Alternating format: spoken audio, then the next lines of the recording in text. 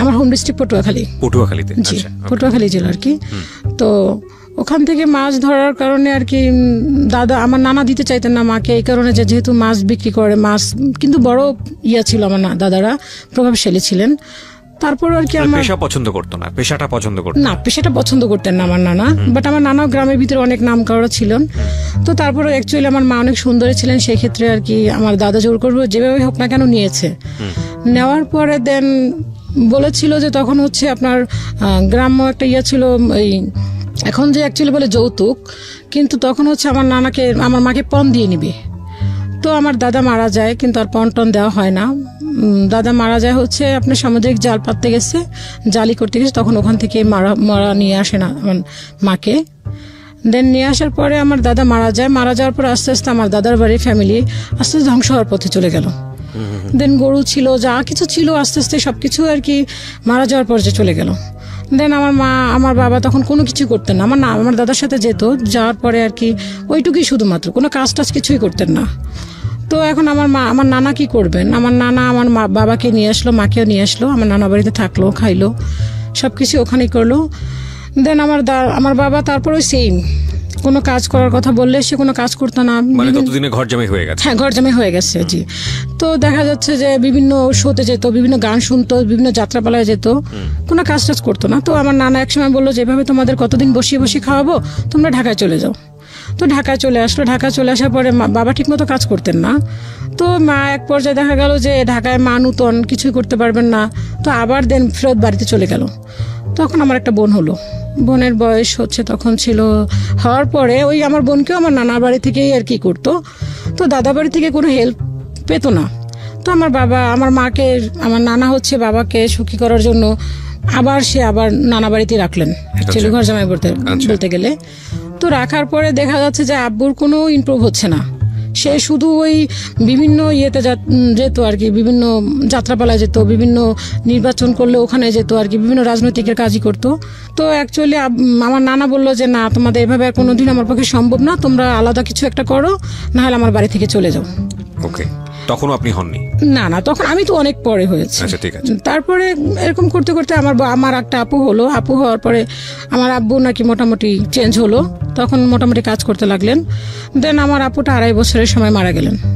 আমার আপুকে নিয়ে ঢাকায় চলে আসলো। ঢাকায় চলে আসার পরে ওখানে কিছু কাজ করলেন। দেন আমার আপুর একটা রোগ হয়েছিল, তো রোগের হওয়ার কারণে উনি 2.5 বছর বেঁচে ছিলেন, দেন মারা গেল।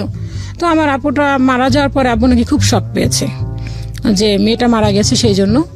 তো তখন থেকে আবার আব্বু আর কি কেমন হয়ে গেল, কাজ করছেন না, ঘুরে ফিরে খাচ্ছেন, ঠিক মতোই করতেছেন না, আম্মুর সাথে খুব খারাপ বিহেভ করছেন। দেন এরকম করতে করতে দেন বড় আপু হলো, আমার আর একটা আপু হলো। আপু হওয়ার পরে আব্বু কিছুটা চেঞ্জ হলো, আবার কিছু কাজ করা শুরু করলেন। তো আব্বু কাজ করতে করতে একসময় দেখা গেল কি আমার আব্বুর তখন একটা চাহিদা হলো যে ছেলের দরকার তার। তো ছেলে চাওয়ার পরে তখন আমি হলাম আর কি। আমার আপুর গ্যাপিং হচ্ছে 2 বছর, মেবি 2.5 বছর সামথিং এরকম। 2 বোনের পরে ছেলে চাওয়ার ক্ষেত্রে আপনি হলেন? হ্যাঁ, 2 বোনের পরে ছেলে চাচ্ছিলেন, দেন তখন আমি হলাম। এবং আমার আপুর গ্যাপের সাথে আমার গ্যাপ হচ্ছে মেবি 2 থেকে 2.5 বছর সামথিং, এর বেশি হবে না, 2 বছরই মেবি বলা যায়। তো আমি হওয়ার পরে তখন হচ্ছে আব্বু আর কি এই চেঞ্জ, পুরোটাই চেঞ্জ। আমি হওয়ার পরে আম্মু শুনেছি আমার কাছে, সেটা হচ্ছে যে আমাকে দেখেও নি আমার বাবা। সে বললো কেন মেয়ে হয়েছে, তার কথা বক্তব্য হচ্ছে মেয়ে হয়েছে কেন, আমার আম্মুকে ঠিক মতো খেতে দেয়নি, ইভেন আমাকে দেখেও নি। তো এটা আর কি আমার আম্মুর মুখে শোনা। তো এই কথা বলার পর আব্বু এরকম করার পরে আম্মু আমাকে নিয়ে মেবি 6 মাস ছিলেন ঢাকাতে। 6 মাস থাকার পরে আম্মু আবার আমাকে নিয়ে গ্রামে চলে গেলেন। তো গ্রামে যাওয়ার পরে কিছুদিন বড় আর কি, মোটামুটি বড় হয়েছি, তখন আর কি কিছুই জানি না আর কি, চিনি না। দেন মনে আছে এতটুকু যে আম্মু আবার ঢাকায় চলে আসছে, তখন খুবই ছোট আমি। তো ঢাকায় চলে আসার পরে আব্বু তখন আর কি কনস্ট্রাকশনের কাজ করতেন। তো এরকম করে আর কি তখন আমরা মোটামুটি তখনই পরপর 2টা ভাই হলো। 3 বোনের পরে পরপর 2 ভাই। হ্যাঁ, 2 ভাই হওয়ার পরে আব্বু চেঞ্জ, যে 2টা ছেলে হয়েছে, তার খুব খুশি। বাট তখন আর কি আমাদেরকে মোটামুটি দেখছেন। কিন্তু আব্বুর যে একটা টর্চারিং এর ব্যাপারটা, যে আমার মাকে যে টর্চারিং করাটা, এটা তার বন্ধই হয়নি। গায়ে হাত তোলাই তো কন্টিনিউ, সে গায়ে হাত তুলতো। তো যখন গ্রাম থেকে এসে আম্মু অনেক ঋণ হয়ে আসছে ঢাকাতে, যে আম্মু আর এখন পারছে না, যেন আমরা 4টা ভাই বোন গ্রামের থেকে খাওয়া পড়া, আব্বু ঠিক মতো খরচ দিত না। নানা বাড়ি তখন নানা অলরেডি মারা যায়নি, সরি, নানা তখন অসুস্থ, নানা হেল্প করতে পারছেন না। তো কি করবে, ঢাকায় চলে আসলাম। ঢাকায় চলে আসার পরে তখন আমি খুবই ছোট, ভাই বোনরা, আমার ছোট ভাইটা সব থেকে যে ছোট ভাইটা, সে তখন মেবি 6 মাস কি 8 মাস এরকম হবে, আমি সামথিং মনে নেই, কিন্তু এতটুকু মনে আছে যে আমরা 4টা ভাই বোন খুব ছোট ছোট আর কি, গ্যাপ ছিল না বেশি একটা, ওই 2 বছর 2.5 বছর এরকম গ্যাপ ছিল। তো আব্বু একটা অসুস্থ হলেন, টিবি রোগ হলেন। টিবি রোগ হওয়ার পরে আম্মু আর কি এমন ভাবে মানুষের কাছে মানুষ আর কি কাজ করতো, আম্মু পিছনে অনেক কষ্ট করছে, অনেক, আমাদের জন্য প্রচুর পরিমাণ কষ্ট করতেন। তো সেগুলি আমি জানতাম না আর কি, আম্মু বলেছেন যে তোমাদেরকে নিয়ে অনেক কষ্ট করেছি আমি। তো যখন আমরা আর কি ওই ছোট ছোট নিয়ে আসছে যখন আমাদেরকে, আব্বু যখন কাজ করতে পারতেন, আব্বুর একটা টিভি রোগ হলেন। তো হওয়ার পরে আব্বুকে নিয়ে বিভিন্ন হসপিটালে চলে গেল। তো আম্মু ঢাকা মেডিকেল নিয়ে আসলো আব্বুকে। নিয়ে আসার পরে ওখান থেকে বললো যে আপনি এখানে ভর্তি করেন, এখানে ভর্তি করলে দেন ট্রিটমেন্ট হবে। তো আম্মু তখন দেখলো যে মেডিকেলে সাধারণত ঢাকা মেডিকেলে ফ্লোরে শুয়ে থাকে, কেউ দেখে না, বিভিন্ন রোগী চিৎকার করছে। তো সেটা দেখে আম্মুর খুব কষ্ট লাগলো যে না, এভাবে আমি ফেলে রেখে গেলে বাঁচবে না, দেন মারা যাবে। তো এরকম করে আম্মু তখন আব্বুকে নিয়ে আসলো, বাসায় নিয়ে আসলো। নিয়ে আসার পর এখন আম্মু চিন্তা করছে কি করবে। তখন তো আমাদের এরকম বড় কেউ নাই, আমার মামা যে সে ছোট, আরেক মামা আছে, সেও ওরকম কোনো কিছুই করতে পারছেন না, না অসুস্থ, তো কি করবে। তো আম্মুর এক খালাতো বোন ছিল আর কি, ওই যে বাড়িতে আমরা ভাড়া নিয়েছিলাম ওখানেই ছিলেন। তো উনি বললো যে কি করবি এখন তুই। তো আম্মু বলে দেখি এখানে কি করা যায়। তাহলে ওখানে আমরা যে এলাকাতে ছিলাম ওখানে একটা ডক্টর ছিলেন। তো ওনাকে আম্মু আর কি মামা বলে ডাকতেন, ওই ডক্টরটা অনেক ভালো ছিলেন। তো আম্মু ওনার পাটা ধরলো, বললো যে আপনি আমার বাবার মতো, আপনি যদি আমাকে আমার হাজবেন্ডকে ট্রিটমেন্ট করান দেন তাহলে বাঁচবে, না হলে না। ধরেন আপনার মেয়ের জন্য আপনি একটা কিছু করছেন, হ্যাঁ। তো আম্মু এরকম করে বলার পরে তো বললো যে ঠিক আছে, আমি দেখি কি করা যায়। তো বললো যে আপনার মামা, আপনার টাকা কখনোই মার যাবে না, আপনি ওষুধ দেন, ওকে ট্রিটমেন্ট করেন, আমি আপনার যেভাবে হোক না কেন টাকাগুলি পরিশোধ করে দিব। আচ্ছা। তো আম্মু ওই নানাটা তাই করলেন। তো এরকম করে সে ট্রিটমেন্ট করলেন। তো করার পরে উনি অনেকদিন যাবত লাগিয়ে আমার মনে আছে যে ট্রিটমেন্ট করাইছে। তো এমনি দেন এর ভিতরে রোজা চলে আসলো। তো রোজার ভিতরে আব্বু মোটামুটি সুস্থ আর কি, এক পর্যায়ে মোটামুটি কি ভালোই সুস্থ, উঠতে পারছে, হাঁটতে পারতেছে, খেতে পারছে। ঠিক তখনই ঈদের আগের দিন, আমার এইটুকু মনে আছে স্পষ্ট যে ঈদের আগের দিন, তখন আমরা স্কুলে ভর্তি হইনি, মেবি তখন আমার 4 থেকে 5 বছর বয়স হবে মেবি। ঈদের আগের দিন সবাই ড্রেস কিনে, আমাদের কোনো ড্রেস হচ্ছে না। আমরা শুধু সেফ দেখছি যে সবাই ড্রেস পরছে, আমরা তাকিয়ে দেখছি। দেন আমাদের ছোটবেলা থেকে একটা কথা ছিল যে তোমরা কারো দুয়ারে যাবা না, কারো কাছে ঘিরবা না, কেউ যদি কোনো কিছু খায় তোমরা দেন তাদের কাছে গিয়েও সামনে দাঁড়াবা না। তো ওই জিনিসটা আমরা ফলো করতাম সবসময়, ছোট থেকে মাথায় এই জিনিসটা কাজ করতো। তো দেখতাম যে সবাই নতুন ড্রেস পরে, আমরা কোনো কিছু বলতে পারতাম না, কারণ চোখে দেখছি যে বাবা অসুস্থ। তো আম্মু যে কাজগুলি করতেন, তো ওখান থেকে এক আঙ্কেল ছিলেন, ওই আঙ্কেলটা নাকি এয়ারপোর্টে জব করতেন। তো ওই আঙ্কেলটা আম্মুকে অনেক হেল্প করতো, টুকটাক কিছু জিনিসপত্র দিলে, টাকা দিলে আম্মু ওইটা দিয়ে ঘরে কিছু কিনতো, দেন আব্বুকে চিকিৎসা করাতেন।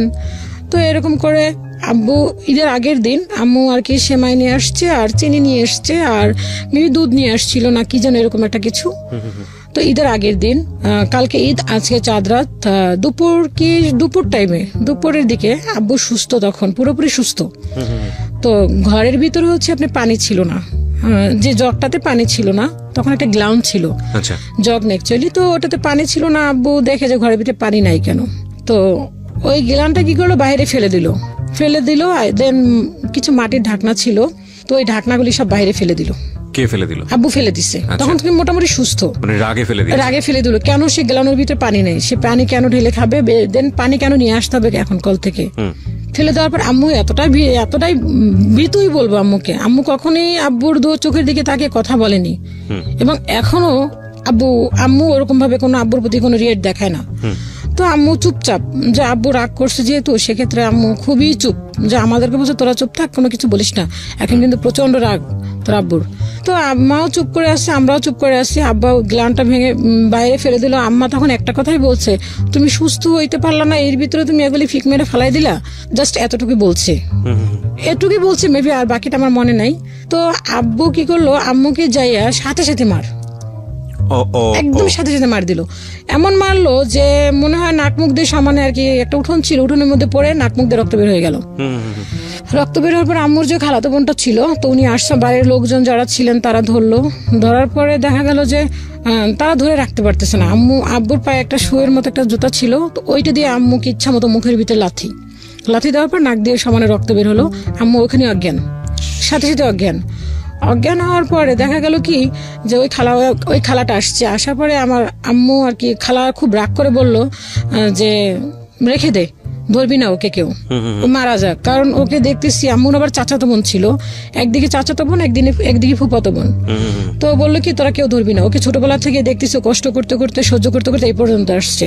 ওর বাবার বাড়িতে কোনো কষ্ট করে নাই, দেন এখানে যে পরিমাণ কষ্ট করছে, আর এখন এই 4টা বাচ্চা নিয়ে ও এত কিছু করলো, ওকে সুস্থ করলো। ও কালকে একটা ঈদ আর আজকেও এই কাজটা করলো, ওরা কেউ ধরবি না, ও মারা যাক, মারা যাওয়ার পরে তো খুশি হবে।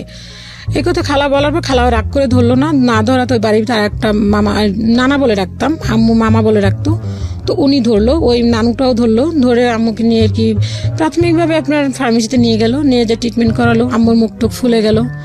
তো এরকম করে চলার পরে আব্বু আমাদেরকে ভর্তি করাবে না, পড়াশোনা করাবে না, কে খরচ বহন করবে সেই। তো আম্মু একজনকে ধরে আমাদেরকে স্কুলে ভর্তি করালেন। তখন ছোট ভাই, আমি আর বড় আপুকে আর আমার ছোট ভাইটাকে ভর্তি করালেন। তো আমরা ক্লাসে ওখানে আর কি আম্মু বাসায় বসে আমাদেরকে নাম টাম শিখাতো, সবকিছু আর কি যতটুকু পসিবল ছিল ওটুকু আমাদের বাসায় বসে শিখাতেন। ভর্তি করার পরে ওখান থেকে আমরা মেবি ক্লাস আমি 2তে পড়ি। ওখানে আব্বু তখন আর কি আম্মু ওই যে কাজগুলি করতেন ওই কাজগুলি আর করতে পারলেন না। দেখালো ওখানে প্রফিট কম, টাকা কম, দেখা সংসার চলতে কষ্ট হয়। দেন আম্মু আবার গার্মেন্টসে ঢুকলেন, গার্মেন্টস করা শুরু করলেন। তো আম্মু গার্মেন্টসে যেত, বড় আপু আমাদেরকে দেখাশোনা করতো, তো আপু স্কুলে যেত, আমাদেরকে স্কুলে নিয়ে যেত। এরকম করতে করতে আম্মু দেখা গার্মেন্টস থেকে চলে আসলো। গার্মেন্টস আর করতে পারলো না, ওখানে টাকার পরিমাণটা কম। তো আব্বু একসময় বললো কি যে তোমরা বাড়ি চলে যাও। তো আম্মু বললো যে বাড়ি গিয়ে কি খাবো। বাবা কি করতেন তখন? বাবা কনস্ট্রাকশনই কাজ করতেন। আচ্ছা, দুজন মিলে সংসার সামলাতে পারছিল না? সংসার সামলাতে পারছেন না, কারণ আমরা 4টা ভাই বোন, দেন তাদের পড়াশোনা খরচ, দেন খাওয়া দাওয়া সবকিছু মিলে আর কি পসিবল হচ্ছিল না। তো আব্বু বললো কি যে তোমরা গ্রামে চলে যাও। আম্মু বললো যে গ্রামে গিয়ে আমরা কি খাবো, গ্রামে গিয়ে খাওয়ার মতো তো কোনো কিছু নাই, যে আমাদের ওরকমের সম্পত্তি যা ছিল সব আমার চাচারা ভাগ ভাগ করে নিয়ে নিচ্ছে, তো ওখানে তো আমাদের কিছুই নাই, তা বাড়িটা ছাড়া তো কিছুই নেই, তো আমার খেতে হলে তো আমার তো ওরকম ইনকামের প্রয়োজন, আর আমি গ্রামে গিয়ে কি কাজ করব। তো আম্মু ঢাকায় রয়ে গেল। থাকার পর আমি ক্লাস 3তে যখন উঠছি, 3তে ওঠার পরে আমার ছোট ভাইটা তখন ক্লাস 1-এ পড়ে, আপু 4-এ উঠছে। তো তখন আমার নানু একটা চিঠি দিলে বললো কি যে তোমরা গ্রামে চলে আসো, তোমাদের বাড়ি দখলে নিয়ে নিচ্ছে। আমার পাশে বাড়ি এক মামা আছেন, ওনারা আবার ওনাদের বাড়ির পাশে বললো যে ওরা দখলে নিয়ে নেবে। তো কি করলো আম্মু, তখন বাড়ি বাঁচাতে গেলে তো অবশ্যই বাধ্যতামূলক যেতেই হবে।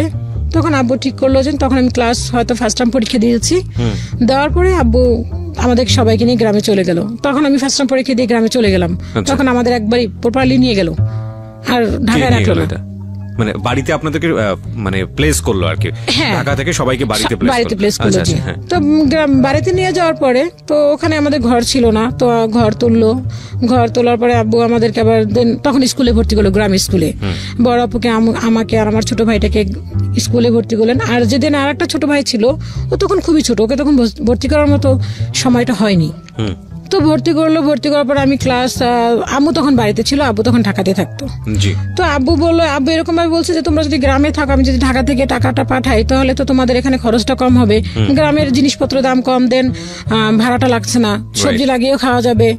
তো আম্মু বলে ঠিক আছে তাও তো হয়। তো আম্মু এভাবে আমরা রইলাম, গ্রামেই থাকলাম। গ্রামে থাকার পর আমি ক্লাস 4-এ। প্রিয় শ্রোতা, আপনারা শুনছেন প্রাণ মিস্টার ম্যাঙ্গো ক্যান্ডি প্রেজেন্স জীবন গল্পের অতিথির গল্পে আবারও ফিরবো। তার আগে আপনাদেরকে মনে করিয়ে দিচ্ছি, সিচুয়েশন যখন খুব কড়া, মন বসে না কোনো কাজে, তখন মন ঠিক করতে মুখ দিতে পারেন কাঁচা আমের সাথে Pran mister mango candy, good mood guaranteed.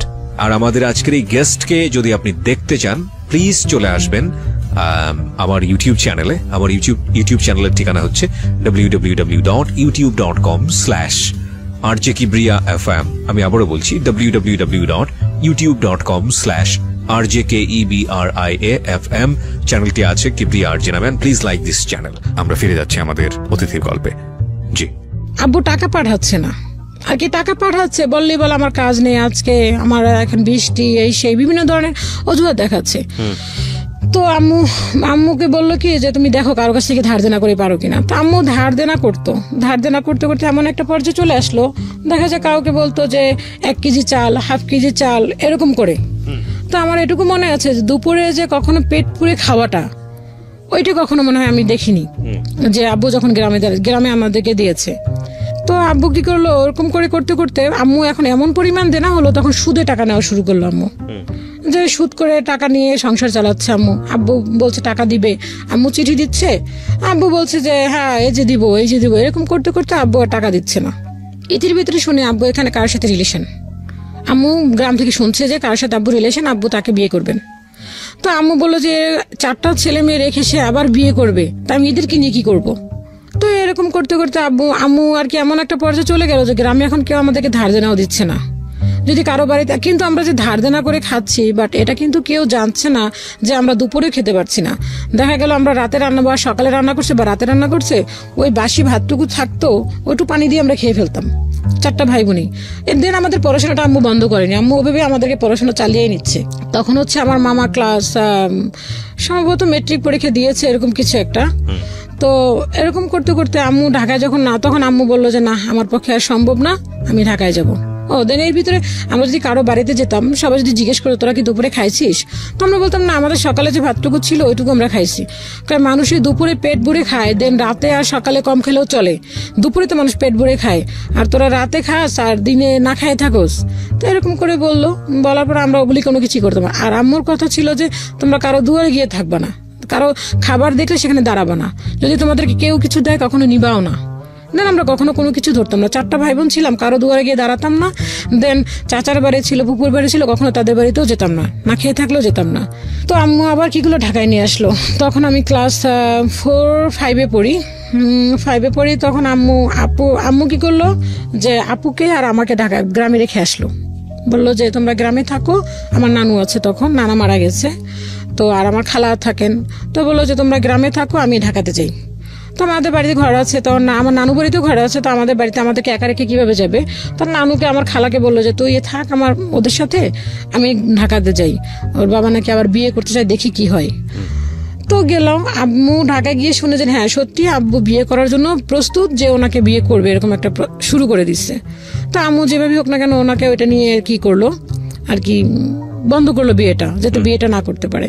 তা আম্মু বললো যে তুমি যে ঢাকাতে এসে বিয়ে করার জন্য এরকমই করছো, এখানে 4টা ছেলে মিলে আমি কি করে খাই।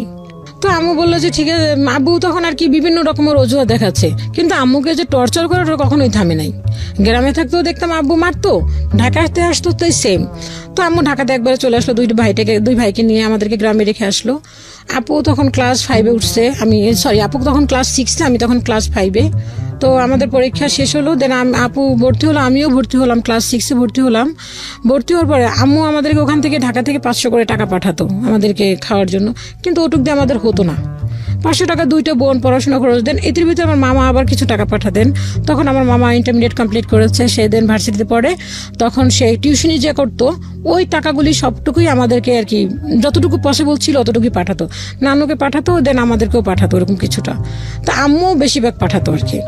তো তখন আম্মু যে টাকাটা পাঠাতো ওটা গোপনে করে পাঠাতো, যেন আব্বু যাতে না জানতে পারে যে টাকাটা আমাদেরকে দিচ্ছেন। আম্মু যা ইনকাম করতো সবই বাবাকে দিতে হতো, এতে কোনো নাই যেন তাকে না দিলে আর বরং বেশি এটি নিয়ে আর কি জ্ঞান সৃষ্টি করতো। তো এরকম করতে করতে লাস্ট মোমেন্টে দেখা গেল যে আব্বু বিয়ে আর করতে পারলো না। আব্বু কি করলো, দেখা গেল যে ওইটা নিয়ে আম্মুকে নিয়ে বিভিন্ন রকমের টর্চার শুরু করলো, যে সে বিয়ে করবে, সে এরকম বিভিন্ন রকমই দেখালো। তো আম্মু যেভাবে আপনাকে এক পর্যায়ে বিয়েটা থামানোর পরে আম্মু এখন ঢাকাতে কি করবে, কিছু করার তো নাই। তো একটা নানু ছিলেন আর কি, তো নানুটা মারা গেছে, নানুটা অনেক ভালো ছিলেন, আম্মুকে নিজের মেয়ের মতো দেখতেন। তো ওই নানুটা ওই মামাকে বলতো, ওনার ফ্যামিলিটা অনেক হাই লেভেল, বর্তমানে ওনারা আমেরিকাতে আছেন। তো ওই নানুটা ওই মামাকে বললেন যে তুই ওকে কষ্ট দিস না, ওকে তুই হেল্প করিস। তো ওই মামাটা আর কি, ওই মামাদের বাসায় আম্মু হেল্পিং এরই করতো, করার পরে দেন ওই মামাটা আর কি আম্মুকে যথেষ্ট পরিমাণ হেল্প করতো। তো ওই মামিটা ছিল একটা ইংলিশ মিডিয়ামের প্রিন্সিপাল। তো আম্মুকে বললো কি যে তুমি একটা কাজ করো, তুমি এখানে তোমার সার্টিফিকেটগুলি দিয়ে তুমি এখানে ঢুকতে পারো। তো আম্মু বললো যে হ্যাঁ তাও তো হয়, কিন্তু আব্বু তা দিল না। তো আম্মু এরকম করে টুকটাক কাজ করতে লাগলো, কিন্তু ওগুলি দিয়ে আমাদের আর হচ্ছে না, আমাদের পড়াশোনাও হচ্ছে না, দেন আমাদের খাওয়া খরচও হচ্ছে না, কিছুই হচ্ছে না। দেখা যায় সারাক্ষণই আব্বু ওই মার ধরেই চালাচ্ছে, কোনো একটা ক্লু পেলেই শুরু করে দিচ্ছে। তো এরকম করে যখন 6 হলো তখন আম্মু বললো কি আমার পক্ষে আর সম্ভব না, আমি আর টাকা পয়সা দিতে পারবো না তোমাদেরকে, তোমরা ঢাকায় চলে আসো। আপু তখন ক্লাস 7-এ, আমি দেন ক্লাস 6ও কমপ্লিট করছি, আমি 7 উঠছি। তখন আম্মু বলে ঢাকায় চলে আসো। তো ঢাকায় চলে আসলাম। ঢাকায় চলে আসার পরে তো বাসায় এসে দেখি আব্বু ওই আম্মুকে কিছু না কিছু দিয়ে আর কি শুরুই করে সারাক্ষণ। তা আম্মু যথেষ্ট পরিমাণ পারে যে চুপ থাকার জন্য। তো দেখা গেল যে এরকম একটা পর্যায়ে গেল, ঘরের ভিতরে যে টিভি দেখবো আমরা, আব্বু টিভি দেখছে, দেখার পর ফ্ল্যাগটা খুলে রাখছে, এবং দেন সে কিভাবে খুলে রাখছে ওইটাও আব্বু ফলো করতো, যে সে যেভাবে রেখে গেছে ওইটা ওইভাবে আছে কিনা। আমরা এরকমটাও তার ধরতে পারতাম না, এরকম একটা ব্যাপার। দেখা যায় আমরা ঘুমিয়ে আছি, ভোর 5টা বাজে ফ্যান অফ করে দিচ্ছে। ভোর 5টার পরে ফ্যান ছাড়া যাবে না, যতই গরম থাকুক না কেন ফ্যান ছাড়া যাবে না। তো এরকম করে এক পর্যায়ে আমাদেরকে ঢাকায় নিয়ে আসলো, পড়াশোনা করার বন্ধ করে দিল। তখন আমাকে বললো যে পড়াশোনা করানো যাবে না, পড়াশোনা করতে পারবা না, কি করবা, কিছু একটা করো। কোন ক্লাস থাকতে এটা? তখন ক্লাস 7-এ আমি। ক্লাস 7? হ্যাঁ। তখন বললো যে তোমার পড়াশোনা করা চলবে না। তখন আপু বললো যে না, আমি পড়াশোনা করব। তো আমি ছোটবেলা থেকে একটু বাউন্ডুলের ছিলাম, মানে কি আমি বিভিন্ন গাছে উঠতাম, বিভিন্ন দুষ্টমি করতাম, পড়াশোনার ভিতরে ওরকম একটা আগ্রহ তেমন একটা আমার ছিল না। তো যখন আব্বু পড়াশোনা বন্ধ করে দেওয়ার কথা বলো, তখন আমার মনে একটা ইয়ে হলো যে না, আপু গ্রামে চলে যাবে পড়াশোনা করার জন্য, আমিও পড়াশোনা করব। তখন আম্মু বললো যে তোমাদেরকে আমি পড়াশোনা করাতে পারবো না বাবা, কারণ আমার পক্ষে সম্ভব না, আমি তোমার 2 ভাইকে পড়াশোনা করাবো না, তোমাকে পড়াশোনা করাবো। তা আমাদেরকে পড়াশোনা অ্যাকচুয়ালি বন্ধ করে দিল। তখন আপু বললো যে না, আমি পড়াশোনা করব, আমি পড়াশোনাটা বন্ধ করব না। তো আপু পড়াশোনার জন্য আবার সে নানা বাড়িতে চলে গেল। নানা বাড়িতে চলে যাওয়ার পরে মামা যা দিচ্ছেন, মা টুকটাক পাঠাচ্ছেন, সেটা দিয়ে পড়াশোনা শুরু করলো। দেন আমার পড়াশোনা আর হলো না। আমাকে কি করলো বাবা, বললো কি যে তুমি একটা কাজ করো, তুমি গার্মেন্টসে যাও, তুমি গার্মেন্টস করো বিভিন্ন লোকের সাথে। তখন হয়তো আবার মেবি ধরেন ক্লাস 7 উঠছি, তখন আর বয়সটা কতটুকু বা হবে। তখন বলে গার্মেন্টসে যাও তুমি। ক্লাস 7-এ পড়া অবস্থায় গার্মেন্টসে যাওয়ার কথা? হ্যাঁ, তখন বলছে গার্মেন্টসে করো তুমি, গার্মেন্টসে কাজ করো তুমি, কারণ আমাকে টাকা দিতে হবে, দেন আমি তোমাদেরকে বসিয়ে বসিয়ে খাওয়াতে পারবো না। তো গার্মেন্টসে দেওয়ার কথা বললো। তো আমার মামা হচ্ছে সে বললো কি যে না, গার্মেন্টসে গেলে হচ্ছে দেখা যায় একটা, গার্মেন্টস যে খারাপ তা বলবো না, গার্মেন্টসে গেলে দেখা গেল একটা যে প্রপোজাল আসলো, মেয়েকে কি করে, মেয়ে গার্মেন্টসে কাজ করে, তখন একটা ভালো যে আমি একটু ওদেরকে বিয়ে দিবেন আপনি, তাও তো পারবেন না। আমার মামা এই কথাটা বললো। আমি এত কথা বুঝি না, আমাকে টাকা দিতে হবে এটা আমি জানি, ইনকাম করে টাকা দিতে হবে, কি করবো সেটা তোমাদের ব্যাপার। তো এটা বলার পরে আমি বললাম যে না, আমি মামাকে বললাম যে না মামা, আমি গার্মেন্টসে করবো না। মামা বললো যে না, এখন মামা বললো যে কি করবে তাহলে। আর আমি বললাম যে মামা বললো, আমি মামা পড়াশোনা করতে চাই। তখন ওই যে মামাটা যে নানুটা আমার মামাকে বলছিল যে ওকে কষ্ট দিস না, তো ওই মামার কাছে গেল। ওই মামার কাছে যাওয়ার পরে বললো যে ভাইয়া, ওদেরকে তো গার্মেন্টসে দিতে চাও বাবা, তো কি করা যায়। তো মিরপুরে একটা টেকনিক্যাল স্কুল আছে, ইসোয়েব স্কুল। তো ওখানে ক্লাস 8 পর্যন্ত পড়াশোনা করার পরে দিন ওদের ওখানে কাজ শেখানোর জন্য টেকনিক্যালি কিছু কাজ শেখায়। তো ওইখানে নিয়ে গেল আমাদেরকে। তো বললো যে তোমরা তো গ্রাম থেকে 8 পর্যন্ত বলতে গেলে তোমাদেরকে, তো তোমরা ওখানে তো কাজ শিখতে পারবা, ওখানে বিভিন্ন একটা হয়তো বা টিভি, কোনো ফ্রিজ, কোনো এসি, এই টাইপের কাজ শিখলে তোমরা দেন কিছু একটা করতে পারবা। তো ওখানে আমাদের নিয়ে গেল। নিয়ে যাওয়ার পর ওখানে বললো কি যে না, ওদের স্কুলে যদি 8 পর্যন্ত পড়া হয় দেন তাহলে এই কাজগুলি শিখতে পারবো। ওকে। তো উনি কি করলো, মামা যেহেতু ওরকম ছিলেন, ওনার ফ্রেন্ড ছিল, তো উনি কি করলো গার্মেন্টস লেভেলে আমাদেরকে কাজ শিখালেন 6 মাস যাবত। তো আমার তো মাথায় ছিল যে আমি গার্মেন্টস কাজ করব না, বড় আপুও করবে না। তো বড় আপু চলে গেল, আমিও গার্মেন্টসে কাজ ওইখানে শিখলাম। শেখার পর ওখানে যে একটা আইডি কার্ড ছিলাম ছিঁড়ে ফেললাম, ওদের একটা সার্টিফিকেট দিল, ছিঁড়ে ফেললাম। আমি তো গার্মেন্টসে কাজ করবো না, তাহলে কেন আমি সার্টিফিকেট আর কেন বা আমার আইডি কার্ড। তো সবাই বলে তুই সার্টিফিকেটটা রাখতি, যদি কোনো সময় করতাম, কেন আমি করবো না। তো আমি ছিঁড়ে ফেললাম, কোনো ডকুমেন্টসই আমার কাছে রাখলাম না। তা আব্বু বকা দিল, তোমাদেরকে আমার পক্ষে সম্ভব না যে বসিয়ে বসিয়ে খাবে, এখন কি করবো, ঘর থেকে বের হয়ে যাও। বাবা বললো এটা বাবাই বললো। তো মাকে কি করলো, মাকে সে দেখলো যে দেখা গেল যে ঘর থেকে বের করে দিচ্ছে, মা ঘর থেকে বের হচ্ছে, ঘর ছেড়ে দিচ্ছে, ফার্নিচার বাইরে বের করে দিচ্ছে, এরকম করে সে করতে লাগলো। দেন আমাকে কি করলো, বললো যে তুমি কি করবে এখন। তো আমি বললাম কি করবো, আমি তো পড়তে চাই। পড়াশোনা তো কখনোই সম্ভব না, তুমি টাকা আনো, কিভাবে টাকা আনবে সেটা তুমি জানো, কাজ করতে হবে। বাকি ভাই বোনদেরকে একই কথা বলছিল নাকি শুধু আপনাকেই? না, আমাকে। আপু তো গ্রামে চলে গেছে। আচ্ছা। আপু তো গ্রামে চলে গেছে, ছোট 2 ভাই মাত্র পড়াশোনা পড়ে, ওরা মানে ক্লাস তখন 2-3 এরকম মেবি পড়ে। এই কথা বলার পরে বাড়ির ভিতরে কিছু লোক ছিল, কারণ আমরা যেখানে ছিলাম ওখানে আসলে পরিবেশটা অতটা ভালো ছিল না। ওখানে ম্যাক্সিমাম কি সবই ছিল গার্মেন্টসে কাজ করতো, ছোট ছোট মেয়েরা দেখতাম গার্মেন্টসে কাজ করতো। আব্বু